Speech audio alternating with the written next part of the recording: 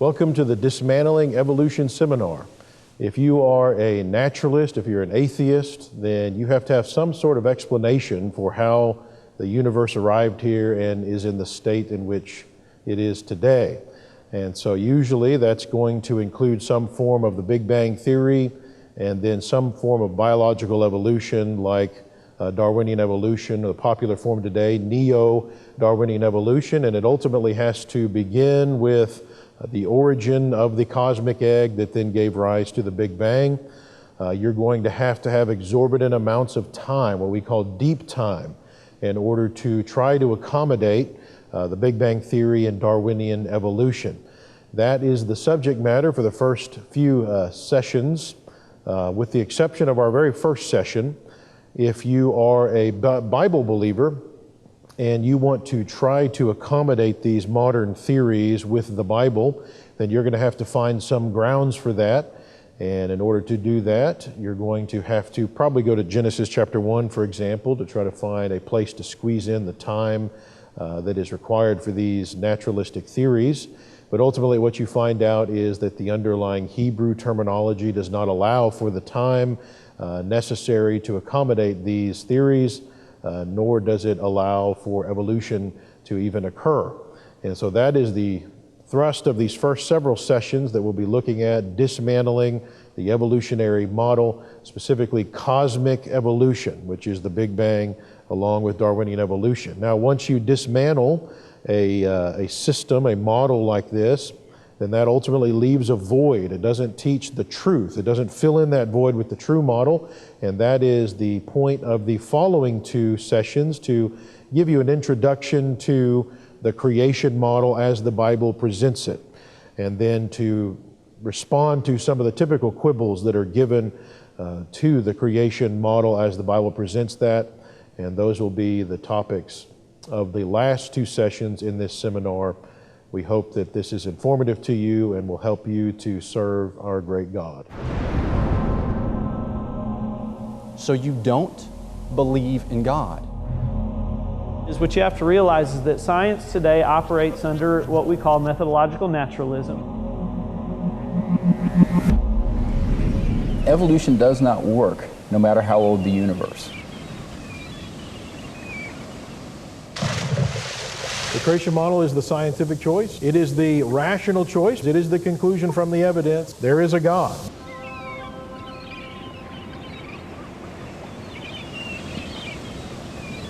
God is responsible for creation. Okay, welcome.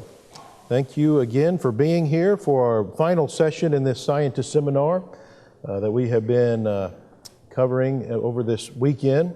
And I appreciate again the opportunity for me and those that have presented this weekend, for you seeing the need to have such a seminar as this. We see the need for it. We see the value in it. There are a lot of people that have a lot of questions about the sorts of things that we're covering this weekend, and it is a good thing that you're putting this on. I appreciate the foresight of the leadership here and deciding to do that. So in our first several sessions, we looked at dismantling the naturalistic side of the model. And once you do that, you leave a void. It doesn't really teach the truth. All it does is leave a void.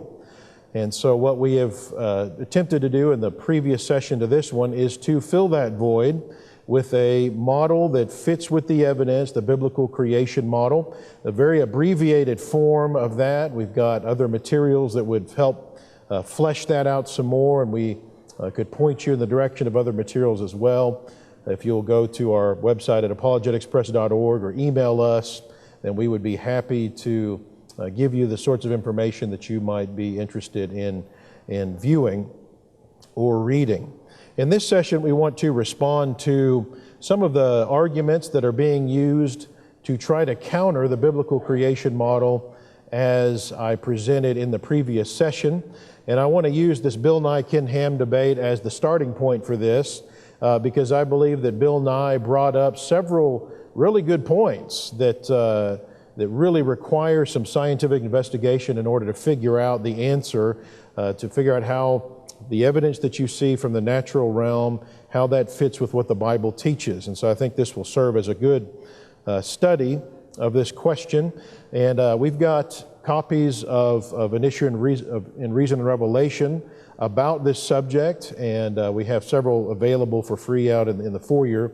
And then we also have this available online where you can go and view this in a more technical way. It has a lot more material than I'll be able to cover in this particular presentation. But in this debate, Bill Nye, the science guy, squared off against Ken Ham, who's the director of Answers in Genesis, which is a young earth creation type organization, not affiliated with Churches of Christ. This is a denominational organization. And Bill Nye, again, brought up a lot of good points that Ken Ham did not take time to counter. And therefore, I feel like these things could become issues that we'll be dealing with more often, because it might have left the impression that there aren't answers to the things that Bill Nye brought up. Some of the things that he brought up that were unanswered are the idea that there are hundreds of thousands of years worth of ice layers in the ice cores, and yet the biblical model would say the earth is roughly 6,000 to 8,000 years old. He says you've got trees that can be dated and found to be older than the flood, and even some of them older than when we would say creation would be. How can that be explainable in a creation model? He says you've got civilizations with histories that predate the flood. That shouldn't be the case. All civilization would have been wiped out at the flood. He says, okay, if all of the creatures, all of the animals were on the ark, and then God destroys everything with a flood, how do you then get the animals from the ark to places like Australia after the flood? How are you going to be able to do that? And so that was a question that he had. He says, okay, if you had, say, 7,000 species on the ark, representative species, how do you get from that to the some 16 million species that are on the planet today? That would be about 11 new species coming about every day over 4,000 years. How do we explain that? How do you explain the fact that there wouldn't have been enough space for that many species to be on this vessel, for all of the beings that would have been on that vessel? How would we explain that? And then he cited a large wooden vessel, the Wyoming, which we know was not able to withstand being out on the open seas. It ultimately ended up sinking because it was so large. Its wooden planks and so forth caused it to leak and ultimately sink. And so I feel like all 7 of these are good questions and worthy of our consideration, worthy of responding to. Now, the creation model, as I presented it this morning, gives you a foundation for being able to respond to these things. And that's one of the reasons why you want to have a model.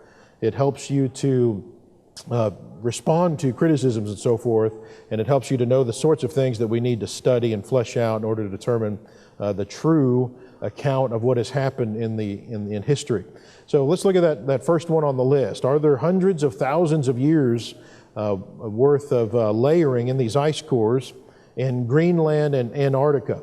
So first of all, you have to understand what an ice core is. This is where they'll go in and drill a hole all the way down into these layers of ice in Greenland and Antarctica, and pull up these tubes of ice, and then you can see these layers. You can see these layers in these big tubes of ice that they bring up. And so they say, hey, you've got hundreds of thousands of years worth of these layers. They're forming about 1 layer per year, and you got hundreds of thousands of years worth of these. How do you explain these? Okay, well, in response, first of all, we would say this is based on uniformitarianism, which we've discussed a lot this weekend. This is fundamental to naturalistic thinking. Whatever you see going on today, whatever rates you see going on today, it is assumed it's always been that way throughout history, and so it doesn't account for major cataclysmic activity such as we would predict with our model, the flood model. So if more than 1 layer can be laid down each year, for example, it would totally destroy the assumption that these ice cores can be used in dating.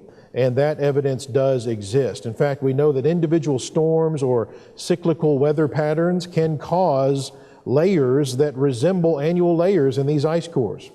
And then you'll notice this morning I talked about this ice age that we would say came after the flood. So the flood model would argue that there was a great ice advance period for several hundred years after the flood, with turbulent weather causing as many as 1,000 annual cycles of ice in just 1 year. And so that is, based on the biblical model, what we would say is actually going on here. Now, modern estimates for ice accumulation in Greenland are less than 1 foot per year. But even in modern times, we have examples of the rapid deposition of ice rather than the uniformitarian deposition. So for example, in 1988, GPR, ground penetrating radar, was used to discover the location of some abandoned World War II planes from 1942 in Greenland. And surprisingly, the planes had been buried under more than 260 feet of ice. Now this is over 5 feet of ice forming every year for 46 years, rather than the modern estimates of less than 1 foot per year. So notice that even in modern times, uniformitarian estimates for ice layers don't coincide with the actual observable evidence that you find when you go out and look at this as a scientist. So Bill Nye's use of ice cores to prove an old Earth simply doesn't hold ice under scrutiny. So Bill Nye argued that there are bristlecone pine trees alive today that are as many as 6,800 years old, and even a Norway spruce, old Chico, that is 9,550 years old. So if so, then these trees would have had to survive the flood, possibly even creation week, precede creation week, and so this would seem to be a major problem for the creation model as well. So first of all, you have to understand tree dating to respond to this. You have to understand what dendrochronology is. This is where scientists will study the rings of a tree and use that to try to figure out not only the age of a tree, but you can learn things about the weather patterns and so forth in a certain area in the past. And usually you've got one tree ring that forms every year. And so you theoretically can just count up all of the rings that you find in a tree, and that'll tell you how old it is. Now, he specifically mentioned old bristlecone pine trees, 6,000 to 7,000 years old. Now, one of the things you have to ask is what bristlecone pine tree is he talking about? He didn't actually get specific.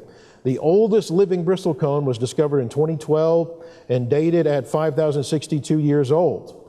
And that was using tree ring counting and cross dating, which is another method, so 5,062 years old. So that means it started growing around 3000 BC. Now, is that a problem for the creation model? Well, it sounds like it if you have a tree older than when the flood was supposed to occur. The biblical model places the flood as recent as 2,300 years based on a straightforward reading of the chronologies of Genesis 11. Coupled with history. So really we're talking 4,300 years ago, but there is room to expand that number by several years in the chronologies of there in Genesis 11. You see our website for some material on that. You actually have some wiggle room of a few hundred years there. So that already eliminates the problem that Bill Nye is using here. He's asserting. But consider also that, once again, uniformity is assumed in tree ring dating. You're assuming one ring per year. Now, we know today that rings don't always correlate with single years. Sometimes rings can form subannually. When you have a time-staggered, repeated disturbance that can be caused by unusual weather patterns, for example, this has been shown to severely affect tree ring patterns. Now again, you think about our model that I mentioned this morning. You've got this post-flood ice age ensuing during the formative years of the oldest trees that we have around, causing repeated major storms and atmospheric disturbances, extra snowing and so forth. You've got climatic weather going on. The circumstances really were perfect for the creation of multiple annual tree rings. So it's very possible that these bristlecone pines are actually several years younger than they might appear at first glance.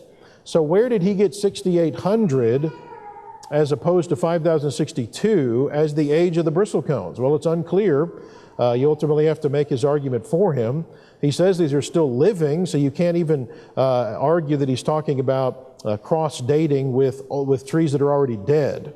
Okay, so you can have dead trees and use what's called cross-dating. This is where dendrochronologists can successively overlap tree ring patterns from living trees and dead trees and try to correlate the tree ring patterns and try to get a history that goes back further. You might even look at fossilized trees in order to try to get a pattern that goes all the way back. Now, you can probably already surmise this is a very imprecise and sometimes very subjective way of dating.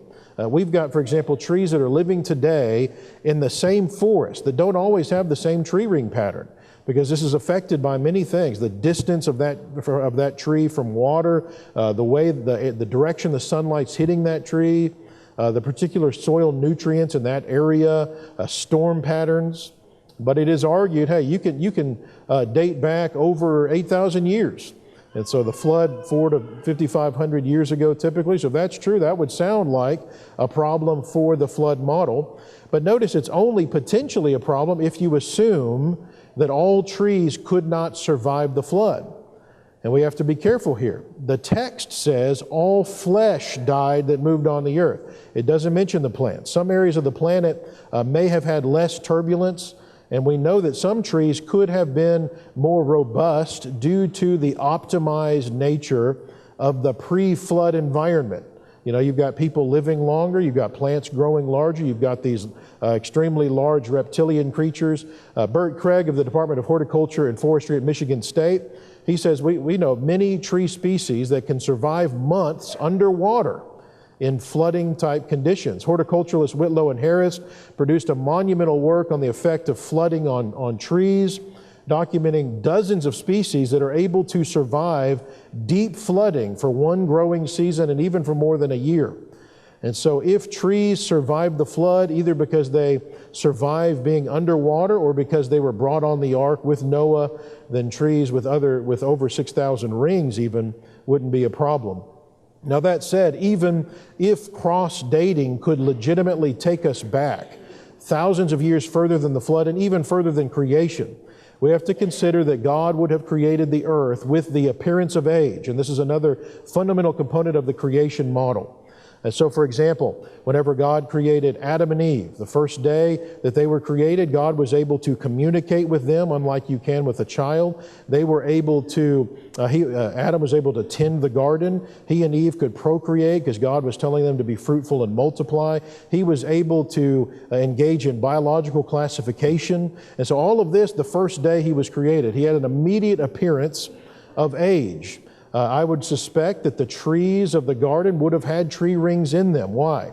Because Adam and Eve had to eat the fruit from these trees. So they're already mature and bearing fruit. And so you would expect them to have tree rings, because the purpose of tree rings is not to tell us time, it's to provide strength to a tree as it's getting larger. Each of those rings provides more strength to the tree and makes sure that it won't fall down in time and so forth. So I would expect that even the trees of the garden already had rings, even though they had just been created. I would argue that there could have been daughter elements already on the earth. There could have been both parent and daughter elements. What we're talking about here is radioactive material that where you have one type of element breaking down into another type of isotope over time.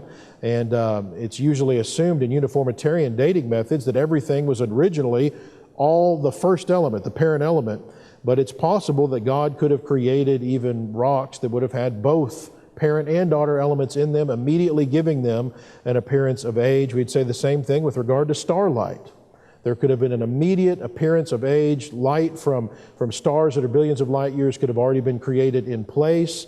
Therefore, what we call mature light. That's one possible explanation as to how we can see starlight from so far away. So bottom line, tree ages can't be conclusively known due to the possibility of subannual rings and the subjective nature of cross-dating and the possibility that God created maturity with regard to creation. All right, now specifically, what about Old Chico? Old Chico. This old Norway spruce, which Bill Nye mentioned as being 9,550 years old. Now, this tree was dated using carbon dating, not dendrochronology. So this is not even typically listed among the verified oldest trees. And you'll recall from a presentation that Mike Kautz did yesterday why that would be. C14 dating is known to be notoriously imprecise and suspect beyond really just a few thousand years, caused in large part by its foundational assumptions. We keep coming back to assumptions this weekend. These particular assumptions concern the effect of the Earth's magnetic field on the production rate of C14 and the assumption that the ratio of C14 to C12 in the atmosphere has remained constant throughout history, which scientists now reject. Archaeologist Brian Fagan of UC Santa Barbara, he noted that carbon dating is not infallible, and in general, single dates should not be trusted. Tree ages simply can't be used to disprove the creation model here. All right, number 3, according to Bill Nye, there are human populations that are far older than that, talking about the flood, with traditions that go back farther than that. Now, if that's true, that would seem to contradict the biblical text, because according to the Bible, all civilizations were annihilated at the flood, and only those civilizations that would have emerged after the flood, and especially after Babel, should have distinct traditions. Now, once again, I first have to ask, what civilization are you referring to? Because he didn't get specific about what he's even talking about, so we're left to guess and make his argument for him.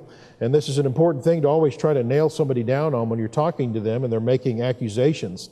Is he talking about China?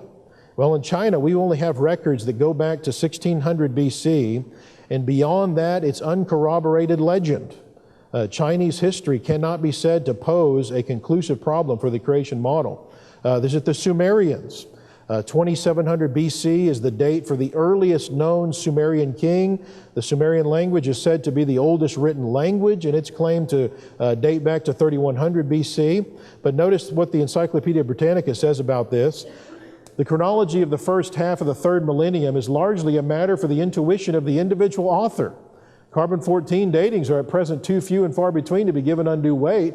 Consequently, the turn of the fourth to third millennium is to be accepted with due caution and reservations as the date of the invention of writing.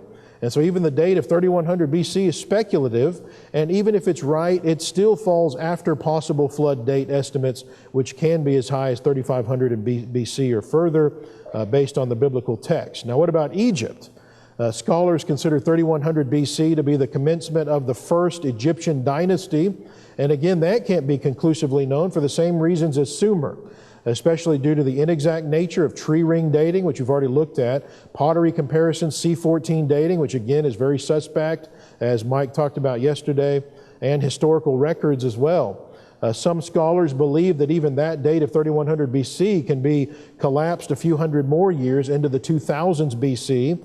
So either way, all of these dates from China, Sumer, Egypt can fit within the biblical model. So bottom line, Bill Nye's claims don't carry any weight. They don't disprove the biblical account. But I do notice an interesting pattern here. Notice that the oldest living trees date back to roughly 3100 BC. The Egyptian dynasty goes back to about 3100 BC. The origin of the written language in Sumer goes back to about 3100 BC, with no verifiable civilizations before that time. Does it sound to you like something significant is going on there? Isn't this exactly what we would predict if the flood occurred? Something significant seems to have happened immediately prior to that time period, and all of a sudden you've got this emergence of all kinds of civilization, writing, all kinds of things going on. So I would say that the post-story of the flood is actually being verified from multiple independent directions. All right, number 4, if there was a global flood, how do you get the animals to Australia once they leave the ark? You got Australia way out there, away from any continent. Any animal that was once on it before, any animal that was on Australia before the flood would have been killed. And so how do you get the animals out there to Australia from the ark after the flood? Well, number 1, if this is a problem for creationists, why isn't it just as much of a problem for the evolutionists to explain? How do you get animals to Australia, even if you're an evolutionist? Evolutionists are going to be in a fix to try to assert that the animals in Australia evolved completely separately from their own single-celled organism that separately sprang to life hundreds of millions of years ago and evolved into kangaroos. How do you get animals to Australia if you're an evolutionist? Well, whatever you come up with, why couldn't you use a similar argument as a creationist? Number 2, Bill Nye summarily dismissed the idea of a land bridge from Asia to Australia without any thought, as though that's not a possibility. So notice, though, that there are islands all along the path from China down to Australia. And the water between those islands can be very misleading because it hides what's really under there. Notice from this map of the Pacific Sea floor that the continental shelf of China actually extends all the way down to the continental shelf of Australia, with only a relatively small gap between the two. Now again, you got to keep in mind the model that I talked about this morning. with lower waters because of the ice age. You got more ice at the poles.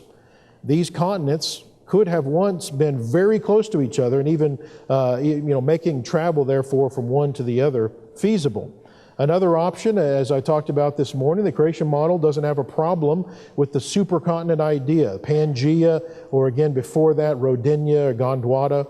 So this is the idea that the continents at one time were all together in one supercontinent. Notice what Genesis 1:9 says concerning the origin of land. Then God said, "Let the waters under the heavens be gathered together into one place, and let the dry land appear." Now, if God's gathering together all of the waters in one place, then doesn't that imply that all the land would also be in one place? I mean, is this a potential allusion to what we're talking about with the single ultimate continent like that? Also, keep in mind what I talked about this morning with regard to Genesis chapter 7 and verse 11, where it says concerning the flood that all of the fountains of the great deep were broken up and the windows of heaven were open. And remember, I talked about catastrophic plate tectonics this morning and the idea that that would have broken apart the plates at that point and started moving all the continents around. And so you're imagining all of this cataclysmic geologic activity going on along these continental plates, causing the continents to separate. Now again, the uniformitarian assumption is the key to understanding continental drift and continental plate movement from a creationist perspective.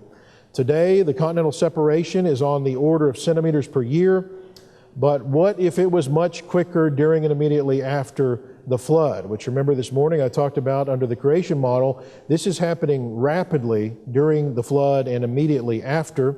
Interestingly, recent research by Yale University geologists provides evidence for the claim that the movement of these plates used to be much faster. In fact, at least 3 times faster than it is today. Notice what they say. These observations suggest that either non-uniformitarian plate tectonics or an episode of rapid true polar wander occurred during the Cambrian explosion of animal life. Notice 2 things about this recent study. Number 1, it provides evidence that substantiates the creationist theory that, hey, things used to move, the plates were moving much faster in the past. So we would predict that. They're finding evidence that verifies it. Number 2, it highlights the fact that this accelerated drift occurred in the same time period as whatever catastrophic event caused the Cambrian explosion. Now, guess what creationists would say the Cambrian explosion represents? That's the beginning of the flood. There's no question about it. I don't even know any creation geologist that disagrees with that. When you see the Cambrian explosion on the earth, that is the beginning of the flood. You've got this explosion of fossils right down there at the base of the column, where really the first place you really start seeing the diversity of life that we have on the planet. So bottom line, if the continents were together or much closer to one another immediately after the flood, then getting animals from one continent to another wouldn't be as insurmountable as one might think today. But you've got other options for the creation model as well. It's possible that the post-flood ice age could have allowed migration across frozen channels. And another plausible option, there would have been no doubt dead pre-flood forests floating on the receding waters of the earth for some time after the flood. This would have made many land masses, tiny land masses for travel across channels.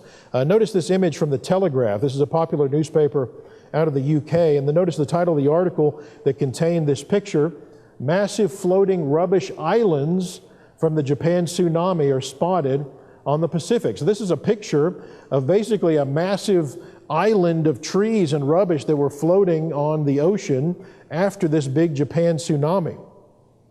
Now here's a shot of this island floating across the Pacific towards the U.S. West Coast. And this particular debris island is 69 miles in length and covers an expanse of over 2.2 million square feet. Notice this picture. In the description, it explains that members of the Japan Coast Guard found and rescued this dog from a debris island from the tsunami 3 weeks after the tsunami.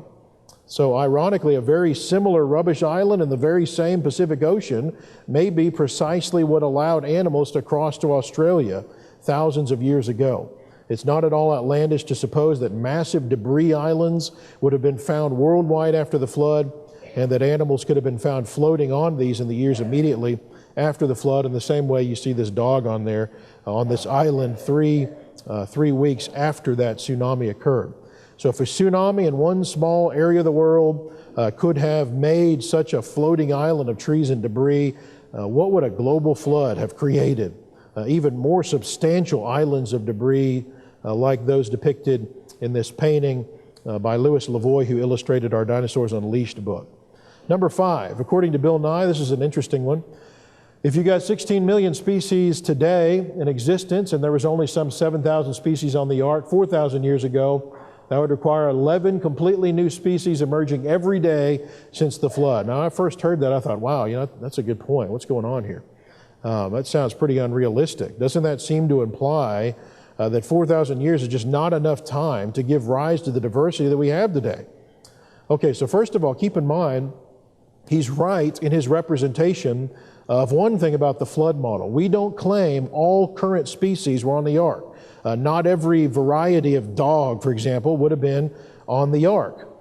Species is a modern concept. We would argue what the text argues. The different kinds of animals were on the ark, Genesis 6:20. So for example, maybe a representative dog kind from which came all of the dogs you have today. The domestic dog breeds, as well as maybe the wolves, the foxes, the coyotes. There was probably a cat kind, a horse kind, an elephant kind, and so forth on the ark. So something, again, more like the modern taxonomic category, family or genus. And so there was no need to fit every single modern species on the ark, which would be difficult if not impossible, and there's no need to, since many different species within a kind could come about through what we call microevolutionary change. That's not Darwinian evolution, which is what we call macroevolution. We're talking about small changes within a kind. It might change size, it might change your beak size, your color, that sort of thing. What you might call diversification within a kind. This is what we would call microevolution. Under the flood model, we have to be able to explain how we could get from an initial relatively few species on the ark to the tremendous variety that we have today in just a few thousand years. And that's ultimately the argument being made here. So Nye said there were 7,000 proto-species on the ark, and he said he was quoting Ken Ham. We don't know for sure that it was 7,000 original species, although creation biologists are studying that question right now. Could have been more, could have been less. So here's what he said. So you'd go out into your yard, you wouldn't just find a different bird, a new bird. You would find a different kind of bird, a whole new species of bird every day. This would be enormous news. I mean, the last 4,000 years, people would have seen these changes among us. We see no evidence of that. There's no evidence of these species. How come nobody's noticing 11 new species coming about every day? That just seems unrealistic, Bill Nye is saying. All right, now in response, again, first I'd like to know, where did he get his 16 million count for the number of species? And so that's always the first thing to do when somebody comes up and make these challenges. What are you talking about? Give me your facts here. There is a lot of disagreement about how many species there are today on the planet, but that number is extremely high. Some estimates are as low as 3 million. One study from 2011 that seems to be accepted by many, so much so that it was published by the Public Library of Science Biology Division, estimated not 16 million, but 10,960,000. And that estimate included not only the kingdom Animalia, but the plants. It included fungi, protozoa, chromista, archaea, and even bacteria. Okay, so keep in mind also that these are estimates. The actual cataloged number of species on the planet in 2011 was only 1,438,769. And so they're projecting that eventually we think we're going to find roughly 11 million. All right, so Bill Nye also needs to be sure to accurately reflect what the creation model really claims. From this 11 million estimate that they put out, don't you need to subtract the marine creatures from this estimate? They wouldn't have been on the ark. The text doesn't say that. There would have been no need for that. So you remove the ocean-dwelling creatures, that gets you down to 8.7 million. Possibly other creatures that could survive in water could be removed, various amphibians, but for the sake of argument, we'll leave those in there in our count. You got to remove the plants. Again, the text doesn't mention plants being taken onto the ark since they're not flesh, Genesis 6:19. So that brings you down to 8.4 million. Now, incidentally, Again, would plants have survived in the flood if they weren't taken onto the ark? And no doubt many certainly would have died, though again, as I said earlier, not necessarily all of them. Interestingly, most of the planet's plants are in fact under the water today. But also seeds could have been brought onto the ark, or perhaps more likely, you have to consider the seeds that would have been available on the dead plants floating on the waters of the flood that would have then regerminated. So studies show that seeds can survive submersion in salt water for extended periods of time. And ironically, Darwin himself even conducted one of those studies for evolutionary purposes. Next, you have what are called synonymous species. This is where you've got two names given to the same single species. So creatures that were originally thought to be two distinct species that are now considered to be one and the same, or one creature whose name has changed over time, and yet both names have been unintentionally counted. Now, the Public Library of Science biology paper highlighted this weakness in species estimates and explained that a survey of, notice, 2,938 taxonomists with expertise across all major domains of life revealed that synonyms are a major problem at the species level. They believe that 17.9% of all named species could be synonyms, and possibly many more, as much as 46.6%, roughly half of the species. The World Register of Marine Species actually documents that 44.5% of all accepted marine species are synonyms. Now, if we take the lowest estimate of synonymous species, that only 17.9% of the remaining species on our chart here are synonyms, that brings you down to 6.9 million. Now notice this is a far cry from that initial estimate of 16 million. Now if the flood was 4,500 years ago instead of 4,000, which would be closer to our estimate, that's going to bring us down to 4 species every day that needed to emerge rather than the 11 that he claimed in order to get from what was on the ark to what we have today. Now, if there are fewer species than the projections, if there are more synonyms, if you've got more years since the flood to now, if you have more species that could survive outside the ark and more representative kinds on the ark, then that number gets much smaller, and we're still not done. Insects, other invertebrates, fungi, bacteria, protozoa, these were all included in that list of 11 million species, even though many of these wouldn't have been on the ark.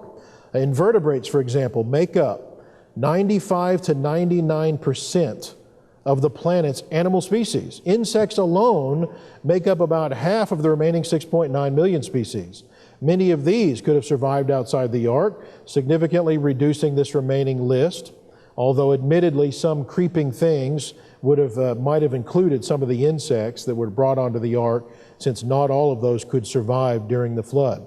Now, of those that are left, keep in mind, the fast reproductive rates of those insects on the ark, for example, would cause rapid diversification of those creatures within the original ark kinds. Flies, for example, can lay as many as 100 eggs per day. According to the American Society for Microbiology, one bacteria can produce 10 billion in 10 hours. And so many new species could have been emerging rapidly in the centuries immediately following the flood, and the rate would have since slowed down to a certain extent today because of niche conservatism and so forth.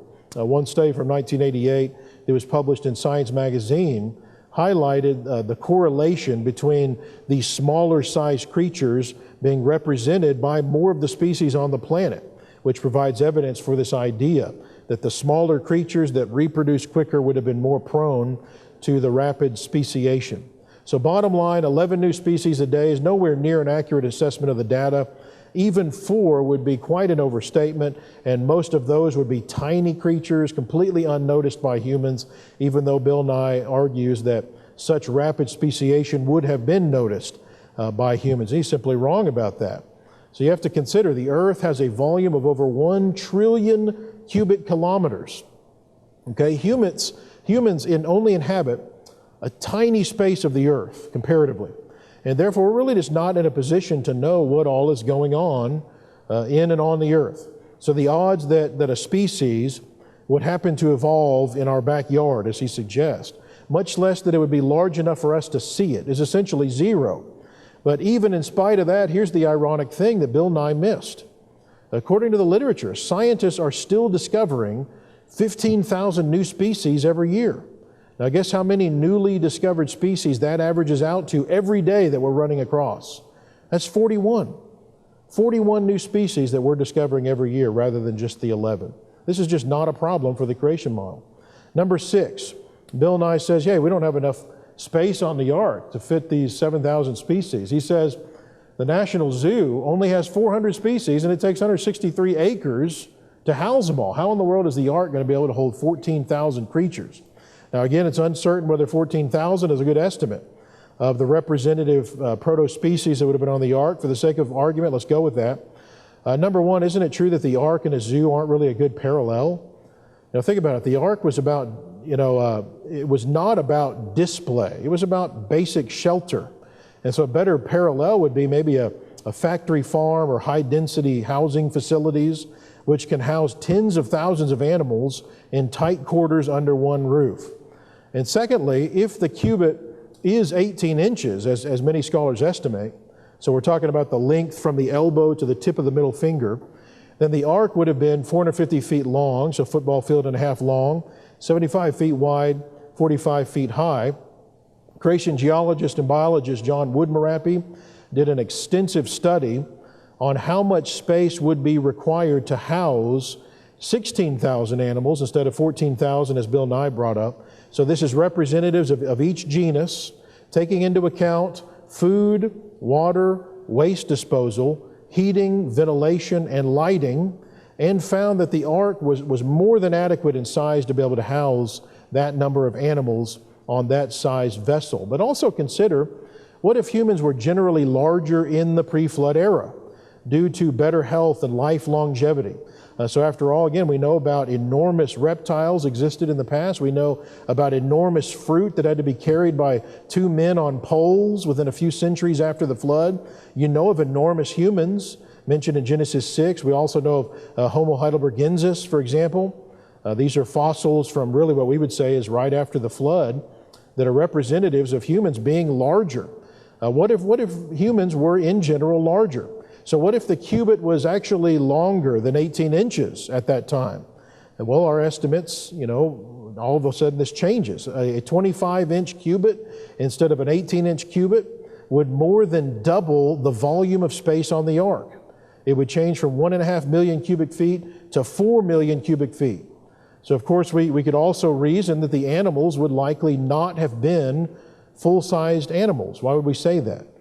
They could have been babies or adolescents. Why?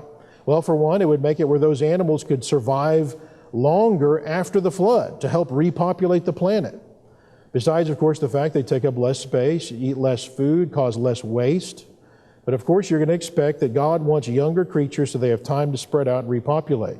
And so we would predict these would have been smaller infant forms or adolescent forms of all of these animals on the ark. So Bill Nye's criticism doesn't disprove the biblical account. I would argue it actually gives it another chance to shine. Now, what about the dinosaurs? Would the dinosaurs have been on the ark? And this is we actually received a couple questions in our Q&A about this question. Well, creation scientists know with a high level of confidence where the flood begins in the geologic strata. We believe it begins at the Cambrian strata. And so the Precambrian is before the flood. And this line that separates them is known as the Great Unconformity. It goes across the whole planet. I've been able to go and visit this in some of my creation field trips and see this line. It goes across the planet, it scours the earth, and then all of a sudden, boom, you've got this explosion of fossils that hits. And then above that, you have all of the fossils, really representatives of everything that existed prior to the flood, and the dinosaurs are there. That tells you that the dinosaurs existed at the time of the flood. They didn't go extinct before. So they were alive, which means if they are land-dwelling creatures, they would have been represented on the ark. There's no question about that. And we have evidence of even the dinosaurs existing after the flood, so it's really not even a question. So how in the world do you get these beasts onto the ark? Well, number one, you have to keep in mind that the average size of a dinosaur, we tend to think of the sauropods, the big apatosaurs and so forth. The actual average size is about the size of American bison. But then you have to keep in mind that these are the juvenile forms would have likely been on the ark. Again, not, whenever a Brachiosaurus is born, it's not as big as this building, right? It's going to come out a lot smaller at the very beginning. So we don't really have a problem fitting these guys onto the ark either. That's another question to ask, where did they go after the flood? And we've got various theories that can explain that. It might have to do with that post-flood ice age. It could have to do with hunters, alluded to, by the way, in Genesis 10, 8 through 9. Nimrod, right, the mighty hunter. It could have been that the change of the earth's environment was such that it wasn't conducive to their size. It could be that there wasn't enough vegetation for them immediately after the flood. Various explanations as to what ultimately caused their demise. All right, number 7, was the ark seaworthy? And remember, Bill Nye cited this Wyoming, this large wooden ship built back in 1909, and it sank in 1924 due to its tendency of its long wooden planks to twist and buckle on the heavy seas. Okay, so if you've got these long wooden planks that are tending to twist and buckle, then wouldn't an even larger wooden vessel like the ark be unseaworthy? Well, first, as with the ark in a zoo, the Wyoming and the ark are not a good parallel. This surprises me because Bill Nye is a mechanical engineer. I don't understand why he's even making this argument. It's really ridiculous in my opinion. The Wyoming had 6 masts and several sails. That would have caused immense torsion from the wind filling those sails on the open seas, definitely causing twisting and buckling. The ark, of course, wouldn't have had sails. It didn't need to go anywhere. And so the torsion problem would have been greatly reduced. It's really not a good parallel. And number 2, we actually know of large ancient wooden ships that have been found that date back to immediately after the flood in Egypt. And they were equipped with a sophisticated interlocking plank system that we as engineers would call mortise and tenon joints, which are specifically known to help prevent twisting and provide added strength to the frame. And so we've got large, seaworthy wooden vessels. This is not out of question for the ancients to have been able to make these enormous vessels. Number 3, also, we don't know what gopher wood was. Now, it's notable to me that God was very specific in choosing that as the wood for the ark. Now, Moses mentions several other known species of wood in the Pentateuch. You've got terebinth, you've got green poplar, you've got almond, palm, willow, olive, fig, pomegranate, chestnut, and there's many others in Scripture outside of the Pentateuch as well. But God chose this mysterious gopher. And there really may be no modern equivalent to this when you consider that many of the pre-flood trees likely went extinct, and even those that didn't would have been subject to the same kind of genetic degeneration that we're experiencing today, which Joe talked about yesterday. Everything's going through genetic degeneration in keeping with the second law of thermodynamics, including the trees. And so it's highly unlikely that we even have an equivalent wood today. Gopher wood was clearly chosen because it was conducive to God's instructions for the ark. And also, number 4, notice that the Wyoming, in spite of its problems, stayed afloat for 15 years, while the ark only needed to stay afloat for about 1 year. So Bill Nye didn't show the ark is unseaworthy. Quite the contrary. His accusations, once again, give the creation model, I believe, an opportunity to shine even more. Now, interestingly, the dimensions of the ark have been shown to produce a seaworthy vessel. The SS Great Britain, which was in service in the late 1800s, had a dimension ratio of 322 length to 51 width to 32 height, almost exactly like that of the ark. And then in World War II, you had a group of ships that were constructed, nicknamed the Ugly Ducklings, very similar to the ark. These were cargo ships, built not for speed or for combat. They were just for transporting a lot of stuff through the harsh sea. The SS Jeremiah O'Brien was one of these vessels, and notice it's when it's converted to feet, 442 feet by 57 feet by 28 feet, and then once you convert cubits to feet from the biblical account, again, this lines up remarkably well with that of the design of the ark. Also, the most recently designed super jumbo barges, which, like the O'Brien, are a good parallel to the ark, since their purpose is to merely stay afloat while transporting immense amounts of cargo. These modern barges have a length to width dimension ratio very similar to that of the ark, often ranging between 290 to 50 to 300 to 55 versus the ark's 300 to 50. So bottom line, clearly somebody knew what he was doing when designing the ark. He was a great engineer. He was no amateur. So Bill Nye brought up several other points that I addressed in that Reason and Revelation, that responding to that debate. I feel like these were the big ones that I thought were worthy of my own personal research into studying these, but there were several others as well. I would encourage you to get copies of that and make sure you're ready to discuss these with people if they bring them up to you. Thank you again for your attendance tonight. Thank you for those of you especially that attended this seminar from beginning to end. I hope this has been beneficial to you. I know some of this material might have been a little high brow, but that, it just kind of depends upon who you're dealing with as to whether or not you need to address a subject on such a technical level. Hopefully it hasn't been too bad. Hopefully it has been useful to you, and it'll help you in your discussions with others and bringing people to Christ, which is ultimately what we're trying to do. And so as usual, we want to offer, give an opportunity to those that might be interested in becoming a Christian. And as we've said many times before this weekend, our faith is not blind. It's based on evidence, an abundant amount of evidence. God does not want us to believe something without being able to verify it. 1 Thessalonians 5:21. And so those of us in the creation science community, especially those that are members of the Lord's church, acknowledge we want to look at the evidence and figure out what went on and figure out whether it verifies the Bible or whether the Bible somehow contradicts the evidence. As yet, we haven't found anything from science that refutes anything in the Bible.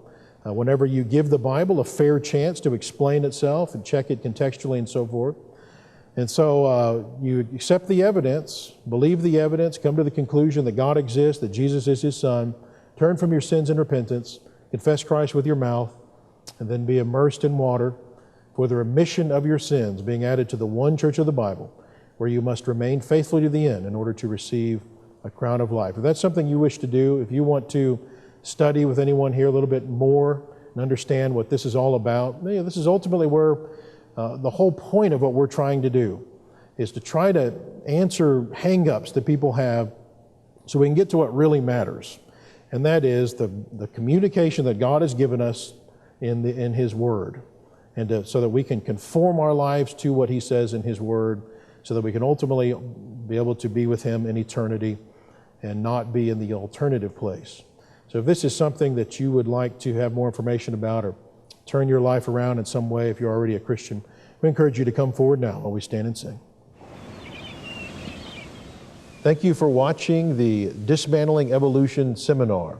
I'm Dr. Jeff Miller, and I work for an organization called Apologetics Press. And the sorts of things that you heard us discuss in this DVD, these are the kind of things that we work on at Apologetics Press, along with many other things that relate to defending New Testament Christianity. Those things relating to the existence of God, the inspiration of the Bible, the deity of Christ, many culture war issues. If these kinds of things are of interest to you, then we encourage you to go to our website at apologeticspress.org and look at the offerings that we have there available for free. We have other products that are available for purchase that we print or that we produce and sell, DVDs and books and several other offerings there. If you have any specific questions that you might have for me or any of the people at Apologetics Press that might be relevant to, we encourage you to email us at mail@apologeticspress.org. Thank you very much for your attention.